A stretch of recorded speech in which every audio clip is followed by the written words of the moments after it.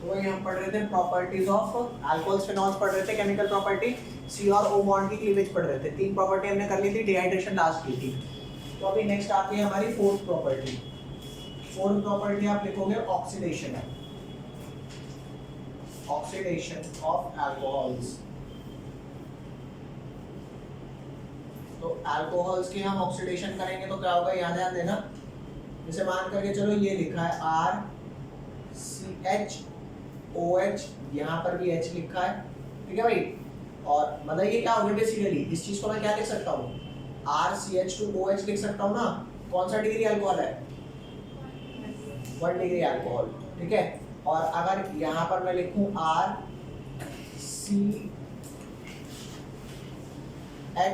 R और यहाँ क्या लिख दो OH, ये कौन सा हो गया, 2 डिग्री, ये आपका होगा 2 डिग्री अल्कोहल, ठीक है। तो अगर मैं, आपको पता है हाइड्रोजन का रिमूव होना डिहाइड्रोजनेशन कहलाता है, और हाइड्रोजन का रिमूव होना ऑक्सीडेशन भी कहलाता है। तो मान करके चलो अगर यहाँ से मैं ये H रिमूव कर दूं और ये H रिमूव कर दूं, तो ये हो क्या जाएगा, माइनस हाइड्रोजन हुआ है। माइनस हाइड्रोजन का क्या मतलब होता है, ऑक्सीडेशन होना।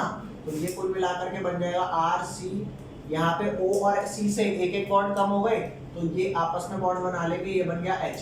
तो क्या बन गया ये आपका एल्डिहाइड।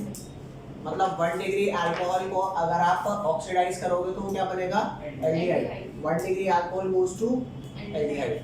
और वही अगर 2 डिग्री अल्कोहल होता, यहाँ से ये H निकालूं, यहाँ से ये H निकालूं, तो क्या बन जाएगा, ये अगेन H2- होगा और ये ऑक्सीडेशन हुआ, ये क्या बन गया RC डबल बॉन्ड O और ये बन गया R। तो 2 डिग्री अल्कोहल से क्या मिला आपको, कीटोन। तो 2 degree alcohol goes to ketone और 1 degree alcohol goes to aldehyde. Check करते हैं क्या 3 डिग्री अल्कोहल में ऐसी डिहाइड्रोजनेशन हो पाएगी, चेक करके देखो। मान लो यहाँ पर R है, यहाँ C है, यहाँ OH है, R और R। चेक करो इस कार्बन पर तो, इस O पर तो H है, लेकिन कार्बन पे कोई H लगा है, तो इस पे H है लेकिन इस कार्बन पे एक भी H नहीं है। तो यहाँ पे डिहाइड्रोजनेशन वाली रिएक्शन नहीं हो पाएगी। अब आपको याद क्या रखना है इसमें कि अगर मेरे पास 1 डिग्री अल्कोहल है तो ऑक्सीडाइज करके एल्डिहाइड मिला, 2 डिग्री अल्कोहल है कीटोन मिला, और 3 डिग्री अल्कोहल में डिहाइड्रोजनेशन नहीं हो सकती। कौन कौन से रिएजेंट ये रिएक्शन परफॉर्म कर सकते हैं, ये वाली बात मैं आपको बता रहा हूँ। तो रिएजेंट्स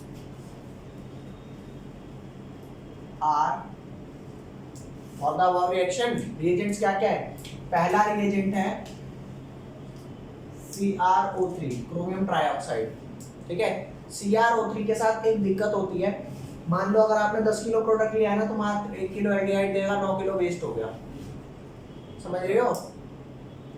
अगर आपने 10 किलो अल्कोहल लिया है तो 1 किलो एल्डिहाइड मिलेगा, बाकी सब क्या हो जाएगा, वेस्ट। तो क्या मैं कह सकता हूँ कि CrO3 जब हम यूज करते हैं तो प्रोडक्शन ज्यादा होती है, नहीं होती ना, बल्कि वेस्टेज ज्यादा हो जाती है, समझ रहे हो। अरे 2 बच्चे ऐसे किताब लेकर के बैठे हैं, क्या जरूरी है बराबर ही पढ़ रहे होंगे। मान ले एक का दिमाग कुछ और सोच रहा होगा तो वो नहीं पढ़ रहा, समझ रहे हो। तो सिंपल सी बात है, CrO3 एक रिएजेंट है जो अल्कोहल को एल्डिहाइड या कीटोन में कन्वर्ट कर देता है। 3 डिग्री को तो कोई खैर कोई भी नहीं करता। तो फिलहाल CrO3 इसलिए अच्छा रिएजेंट नहीं है क्योंकि प्रोडक्ट की यील्ड अच्छी नहीं होती। तो यहाँ पर लिखना CrO3 has one disadvantage, CrO3 has one disadvantage that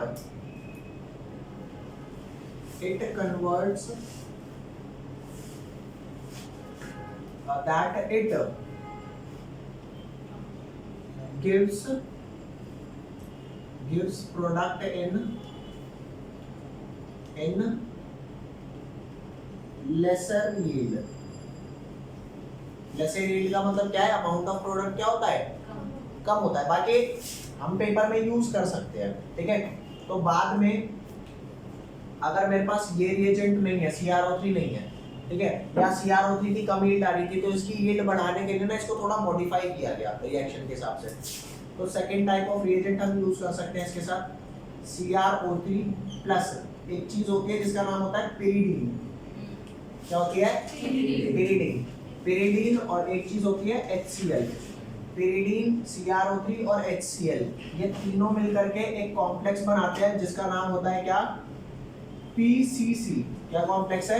PCC। PCC stands for pyridinium chlorochromate. क्या है गाइस? pyridinium chlorochromate. pyridine क्या होता है? जैसे आपको पता है बेंजीन ऐसा होता है, ठीक है?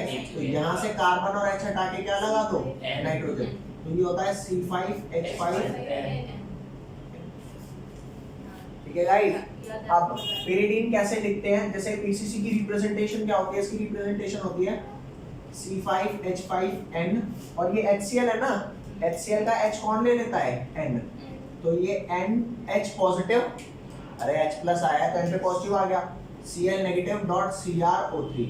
ये इसकी रिप्रेजेंटेशन है PCC की। तो ये रिप्रेजेंटेशन यूज करी जाएगी आगे, ठीक है?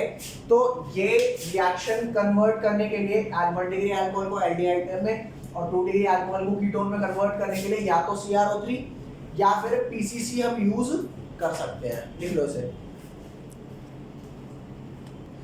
अब आप लोग एक चीज लिख लो, क्या कि PCC gives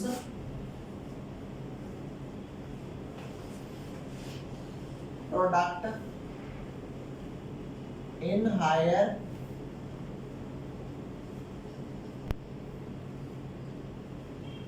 yield।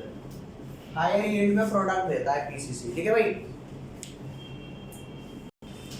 अब आप लोगों को मैंने ये बताया कि या तो ये रिएजेंट डाल दो, प्रोडक्ट थोड़ा कम यील्ड में मिलेगा लेकिन काम वही होगा, और ये डाल दोगे PCC डाल दोगे एक साथ तो प्रोडक्ट अच्छी यील्ड में मिलेगा और काम वही होगा। ये दोनों के दोनों रिएजेंट 1 डिग्री और 2 डिग्री को तो ऑक्सीडाइज कर रहे हैं, लेकिन 3 डिग्री का ये कुछ भी नहीं कर पा रहे।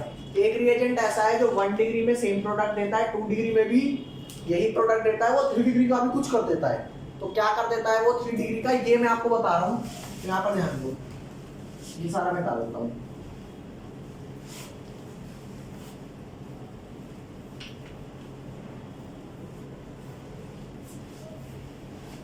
जैसे मान करके चलो आपके पास क्या है, ये लिखा है CH3 CH2OH, हो गया 1 डिग्री अल्कोहल। एक लिखो CH3CH, यहाँ पे CH3 और ये क्या OH, ये क्या हो गया 2 डिग्री अल्कोहल। फिर एक लिया 3 डिग्री,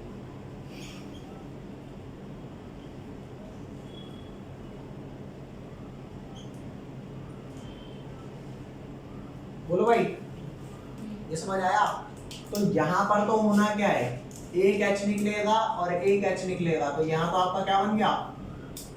रिएजेंट क्या है? कॉपर 573 केल्विन पर हीट करना है कॉपर के साथ, ठीक है?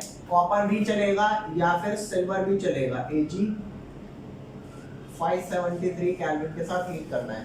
तो होगा क्या, ये डिहाइड्रोजनेशन हो जाएगा -H2, फिर क्या बन जाएगा CH3, CH बचा और O बचा, बन गया एल्डिहाइड। वही डिहाइड्रोजनेशन हुआ, यहाँ भी वही सेम रिएजेंट डालो, कॉपर या फिर 573 केल्विन, या फिर ये क्या बन जाएगा CH3 COO CH3, यहाँ भी माइनस क्या हुआ है H2।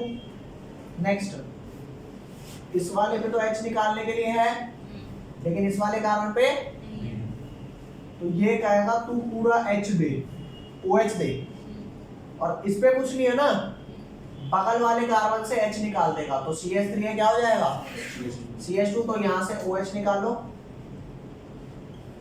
यहाँ से OH निकला और यहाँ से एक H निकला, यहाँ डबल बॉन्ड लग गया। तो यहाँ पे अल्कोहल से कोई कार्बोनाइल कंपाउंड नहीं मिला, क्या मिला? सीधा एल्कीन। तो 3 डिग्री अल्कोहल क्या दे रहा है, और वही रिएजेंट वही है, कॉपर 573 या फिर सिल्वर 573 केल्विन। चेक करके देखो, यहाँ पे डिहाइड्रोजनेशन हुई है, जबकि यहाँ पर क्या हुआ है डिहाइड्रेशन। क्या हुई है? डिहाइड्रेशन। और ये क्या हुआ है? यहाँ पे दोनों क्या हुई है? डिहाइड्रोजनेशन। Is that clear? लिख लो फटाफट। आया समझ नहीं आया? ये देखो भाई, अगर नहीं समझ आया क्या डिफरेंस है इनमें, यहाँ पर O से H निकला, C से H निकला, जिस कार्बन पे OH था उसका OH का पूरा OH नहीं निकला, सिर्फ H निकला, और इस कार्बन से H निकला, तो कार्बोनाइल कंपाउंड बना C double O, double bond C और O के बीच में आया। यहाँ पर भी ये H निकला और ये H निकला, तो कार्बोनाइल कंपाउंड बना, जबकि यहाँ से इधर तो H था लेकिन इस कार्बन पे H, तो उसने कहा अब तू H नहीं, अब तू पूरा क्या देगा, पूरा OH। तो जब पूरा OH ही चला गया तो कार्बन, जब वो पूरा ग्रुप चला गया तो उसके साथ क्या डबल बॉन्ड बनाएगा, फिर वो किसके साथ डबल बॉन्ड बनाएगा, या तो इसके या इसके या इसके, तो अब उसके साथ बना लेगा जो H रिलीज कर देगा। समझ रहे हो? हाँ, जनरली जैसे यहाँ तो तीनों पे बराबर H है ना, आपको H वहां से निकालने हैं जहाँ पे कम H हो। एग्जांपल दूं, ये देखो, जैसे कि मान लो ये लिखा है CH3 CH2 CH3, और यहाँ लिखा है CH CH3 CH3, और यहाँ पर OH। तो अब अगर मैं यहाँ पे कॉपर 573 कार्बन डालता हूँ तो इस वाले से पूरा OH निकलेगा। चेक कर, 3 डिग्री अल्कोहल है ना, क्यों? क्योंकि ये वाला जो कार्बन है ना, यहाँ H लगा है ना, यहाँ H लगा है ना, यहाँ H, डायरेक्टली तीनों जगह क्या लगे हैं, कार्बन। तो भाई इससे अगर पूरा OH निकल गया तो इस वाले से क्या निकल जाएगा, या तो इससे H निकलेगा या इससे, या इससे कम किस पे है, नीचे वाले में कम है ना, तो फॉर श्योर इसी से निकलेगा। तो मतलब क्या प्रोडक्ट बन गया, C इधर CH3, इधर कार्बन से H निकल गया, और बाकी ये दोनों ग्रुप एज इट इज है। अब ये आया समझ, आ गया ना? H वहां से है, H वहां से निकालना है जहाँ पे कम H हो। अरे कहते हैं ना, कंगाली में आटा गीला, उसको गरीब कर दो जो और गरीब है। बताओ, नेक्स्ट टॉपिक आता है इलेक्ट्रोफिलिक एरोमेटिक सब्स्टिट्यूशन। अब आपको दो रिएजेंट मैं यहाँ लिख करके दे रहा हूँ, आप बताना क्या बनेगा। जैसे एक मैंने लिखा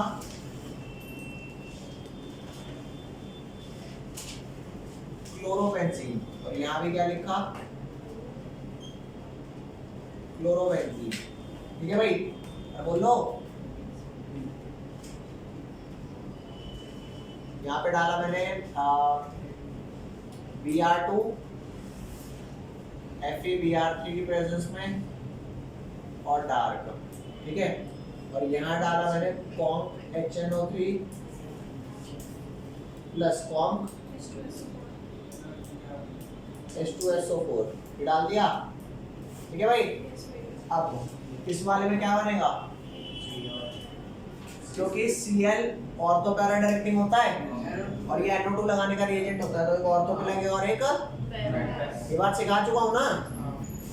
तो एक बना देते हैं इसका पैरा, ये पैरा वाला NO2, और एक बना देते हैं ऑर्थो वाला NO2 as a product. Okay,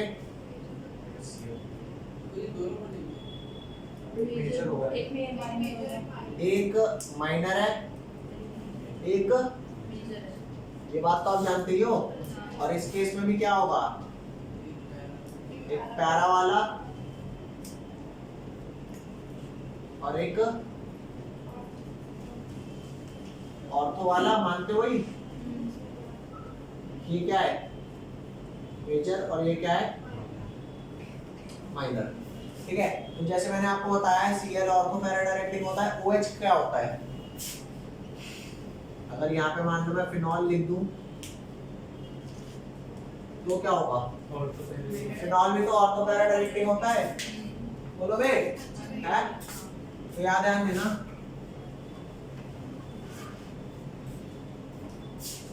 ये लिखा मैंने फिनॉल, और यहाँ भी फिनॉल लिख देता हूँ।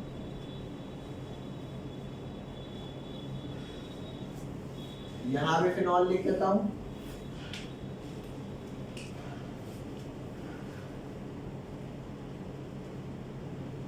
और यहाँ भी फिनॉल लिख देता हूँ, ठीक है भैया।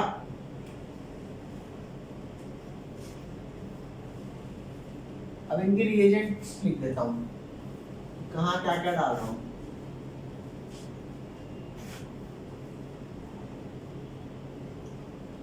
यहाँ पे मैंने डाला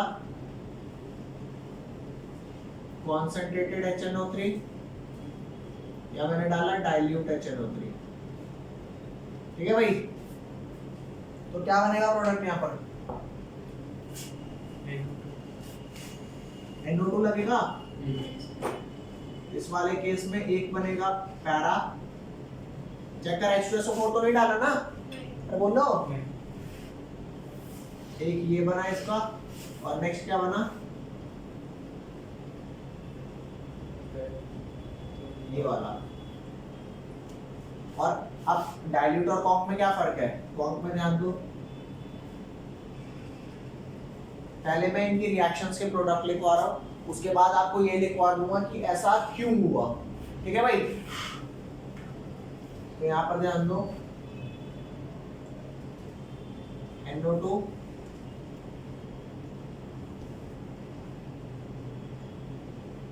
NO2 चेक करना, यहाँ पे कौन का HNO3 था तो क्या बना था? ऑर्थो पैरा, वो यहाँ पे डाइल्यूट में बन गया और कौन वाले में तीनों पे लग गया। इस तीनों वाले को बोलते हैं 2 पे 4 पे 6 पे ट्राइनाइट्रोफिनॉल। 2, 4, 6 ट्राइनाइट्रो।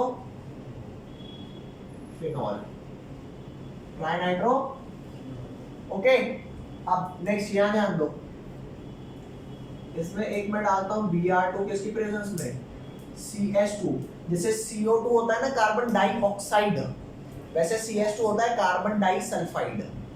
ठीक है, तो Br2 CH2 की प्रेजेंस में डाला तो यहाँ पर क्या लगेगा? एक पैरा ब्रोमो और एक ऑर्थो ब्रोमो। कौन मेजर कौन माइनर? पैरा वाला मेजर और ये वाला। और एक यहाँ ध्यान दो, यहाँ पर मैं डालता हूँ Br2 किसकी प्रेजेंस में? वाटर। तो यहाँ पे एक सिंगल प्रोडक्ट बनेगा जिसके 2, 4 और 6 ट्राइब्रोमोफिनॉल, ये बन गया। आप सबसे पहले ये ध्यान दो, यहाँ कॉन्क डाला तो ऑर्थोपैरा बना, यहाँ कॉन्क डाला तो तीनों पे लग गया, डाइल्यूट पे ऑर्थोपैरा बना। और Br में भी दो अलग अलग रिएक्शन है, तो ये रिएक्शन पूछी जाते हैं तो डायरेक्टली। तो ये वाली रिएक्शंस आपको पता थी पहले? ये नहीं पता थी, ये देखो क्यों ऐसा हुआ ये बात बताता हूँ, लिख लो पहले से। Carbon disulphide. अब यहाँ ध्यान दो भाई, क्लोरीन में कौन HNO3 के साथ ये भी डाला तो भी तीनों पोजीशन पे NO2 नहीं लगा, जबकि यहाँ पे कौन HNO3 के साथ H2SO4 तो भी डाला ही नहीं, तो भी तीनों पे लग गया। मात्र डाइल्यूट में वो वाले प्रोडक्ट मिल गए जो इसके HNO3 और H2SO4 के साथ मिल गए। तो ऐसा क्यों है? ऐसा क्यों है ये बात बताता हूँ। आपके पास एक है क्लोरोबेंजीन, कौन है? ये रहा क्लोरोबेंजीन। आपको पता है क्लोरोबेंजीन में होता क्या है? ये इलेक्ट्रॉन इधर आता है और ये इलेक्ट्रॉन इधर जाता है। अरे बोलो, तो नेगेटिव यहाँ आता है, ये यहाँ पे Cl, ये वाला पॉजिटिव चार्ज, लोन पेयर, ऐसे होता है। तो आप बताओ नेगेटिव चार्ज टोटल कहाँ कहाँ घूमता है? ऑर्थो पे घूमता है, पैरा पे घूमता है और यही घूमता है। और जब फिनॉल में आता है तो फिनॉल में भी कहाँ आता है? ऑर्थो पैरा पे। ऑर्थो और पैरा पे। ये रहा OH लोन पेयर, ये इधर आया तो ये इधर आया, तो फाइनल कहाँ आया? इधर O या पॉजिटिव चार्ज लोन पेयर और H। अब भी ये नहीं आया तो कहाँ कहाँ आता है चार्ज आपका? ऑर्थो पे, पैरा पे और ऑर्थो पे। अब आपको एक चीज बताता हूँ, ऑक्सीजन के अंदर कितने इलेक्ट्रॉन होते हैं? ऑक्सीजन के अंदर कितने होते हैं? ऑक्सीजन में होते हैं 8 इलेक्ट्रॉन। क्लोरीन में कितने होते हैं? 17। अगर इनकी में इलेक्ट्रॉन्स में, अगर मैं इनके ऑर्बिटल्स में क्या करूं, कॉन्फ़िगरेशन करूं, तो ये हो जाएगा 1s2 2s2 और 2p4। मतलब इसका जो p ऑर्बिटल है ये कौन सी शेल का है?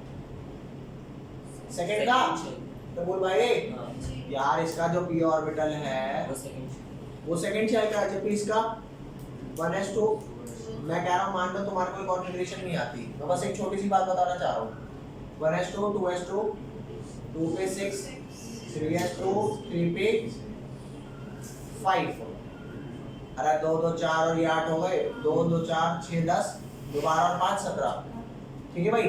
और एक आता है हमारा कार्बन, कार्बन क्या है 6 1s2 2s2 2 पे 2। तो चेक करके देख ऑक्सीजन का p ऑर्बिटल कौन सा है सेकंड शेल सेकंड, कार्बन का p ऑर्बिटल कौन सा है सेकंड शेल, और क्लोरीन का p ऑर्बिटल कौन सा है थर्ड शेल। तो चेक करना यहाँ पे जो कार्बन का है, यहाँ जो कार्बन का p ऑर्बिटल है वो 2p है, ऑक्सीजन का p ऑर्बिटल है 2p है, जबकि यहाँ पे कार्बन का p ऑर्बिटल 3p है, नहीं कार्बन का कितना है 2p है और क्लोरीन का कितना है 3p है 3p है। अरे बोलो तो 3p और 2p, जब 3p 2p में इलेक्ट्रॉन डोनेट करता है तो उतना इफेक्टिवली नहीं हो पाता, क्योंकि 3p थोड़ा सा, यार मान लो तुम्हारी दोस्ती किसी बड़े इंसान से जो तुम्हारे से 25-30 साल बड़ा है, तुम और वो ऐसे बात करते हो जैसे फ्रेंड ही है, लेकिन क्या वैसे बात करोगे या जैसे हम उम्र फ्रेंड से करते हो? बोलो थोड़ा सा लिहाज रहेगा नहीं रहेगा, या उसको भी चलते भाई समझ रहे नहीं समझ रहे? तो 3p भी इलेक्ट्रॉन दे रहा है, रेजोनेंस कर रहा है, 3p और 2p वाला रेजोनेंस कर रहा है, कर 2p और 2p वाला भी रहा है, लेकिन अच्छे से रेजोनेंस कहाँ होगा जहां साइज कंपैटिबिलिटी बराबर है या जहां थोड़ा डिफरेंस है, जहां पे बराबर है। नहीं आई बात समझ? नहीं आ रही? अरे ये क्या होता है ये भाई, क्या तो हम बोलो क्या रे, समझ आ रही है ये क्या है भाई? हाँ या ना?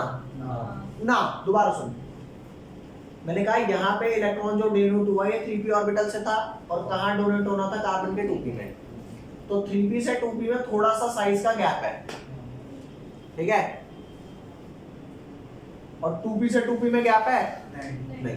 तो यहाँ पे जो इलेक्ट्रॉन आ रहा है ना, इधर जो इलेक्ट्रॉन आ रहा है, अरे बोलो इधर जो इलेक्ट्रॉन आ रहा है वो ज्यादा डेंस है एज कंपेयर टू इधर जो इलेक्ट्रॉन आ रहा है। नहीं ये भी बात समझ मैं है? हाँ साइज का फर्क है, 2p साइज बराबर है ऑर्बिटल के, और 3p 2p क्या है साइज डिफरेंस है। तो इलेक्ट्रॉन दे रहा है लेकिन वो अच्छे से नहीं ले पा रहा, हो रहा है रेजोनेंस हो रहा है, उतना इफेक्टिव नहीं है।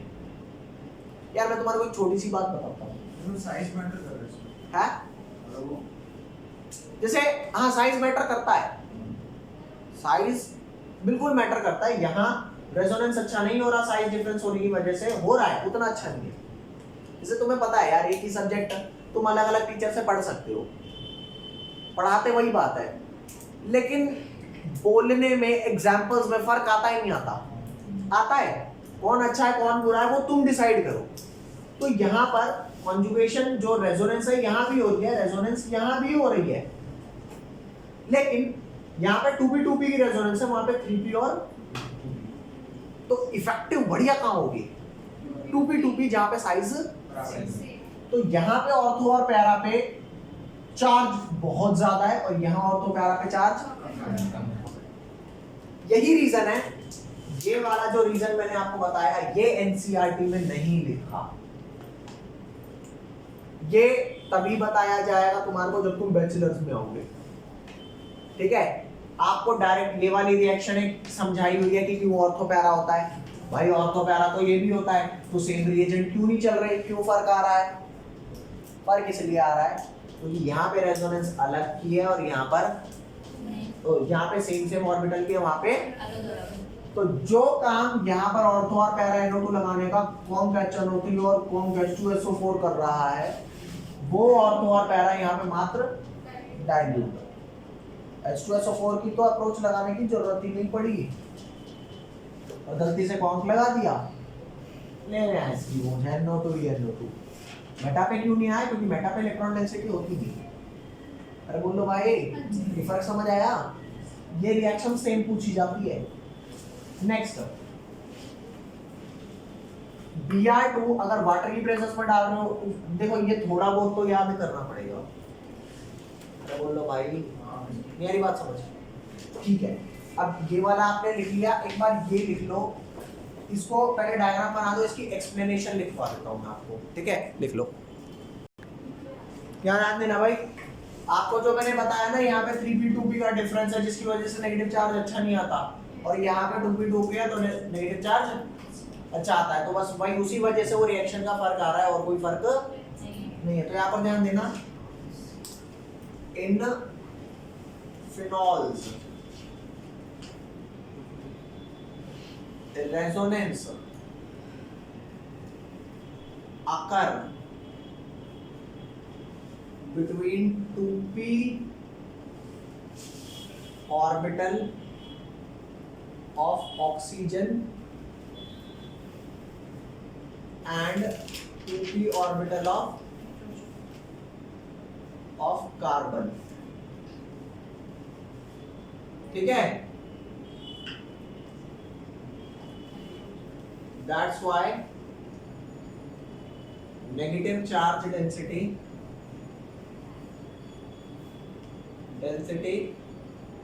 on ortho para position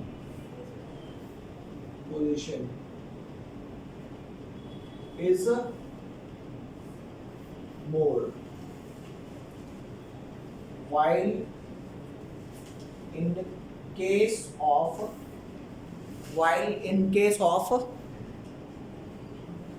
chlorobenzene,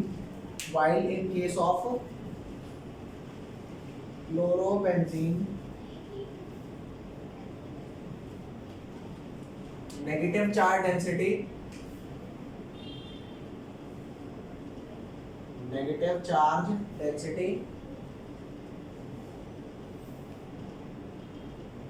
is less as resonance occur between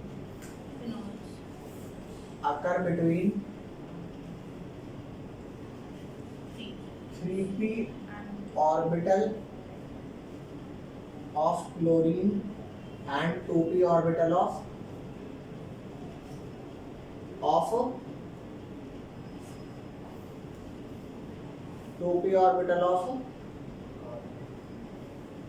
carbon. ठीक है? अरे बोल भाई, नहीं बात समझ। इफेक्टिव रेजोनेंस कहाँ हो रही है? इफेक्टिव फिनॉल्स में। तो फिनॉल्स के केस में लिख लो इफेक्टिव रेजोनेंस अकर। इफेक्टिव रेजोनेंस का क्या मतलब है? और यहाँ पर क्या है?